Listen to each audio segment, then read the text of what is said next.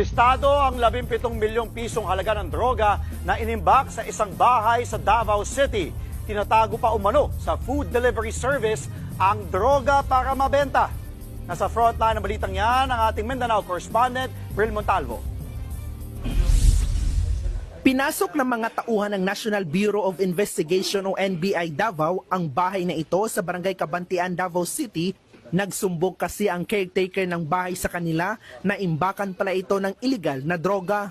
Tumambad sa NBI ang higit 1 kilo ng hinihinalang shabu na nagkakahalaga ng 17 million pesos. Nasabat din ang ilang liquid marijuana, high-grade marijuana o kush at iba pang kontrabandong may halong droga tulad ng sigarilyo, vape, edibles at exotics. Yung caretaker dito, kasama yung abogado niya, pumunta sa opisina and binuksan ito. Kasi parang hindi niya na matake ang siyang nagbabantay dito. Hindi niya matake na ganitong ginagawa. Natakot siya na baka mahuli siya. So nagsumbong sa amin.